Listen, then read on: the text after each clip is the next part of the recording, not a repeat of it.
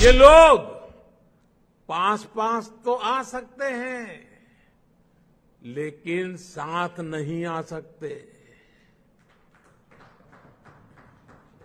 इन्हें अपने कार्यकर्ताओं की भी परवाह नहीं है। ये अपने कार्यकर्ताओं से उम्मीद करते हैं कि जीवन भर जिसका विरोध किया उसका अचानक सत्कार करने लगे। अब ऐसे में इन दलों का कार्यकर्ता खुद भ्रमित है कि करे तो क्या करे। मैं तो आज ये भी कहूंगा कि जो लोग आज मोदी को कोसने के लिए इतना समय लगा रहे हैं, अच्छा होता वो देश के लिए सोचने में, गरीब के लिए सोचने में अपना समय लगाते। हम उनके लिए सिर्फ प्रार्थना ही कर सकते हैं।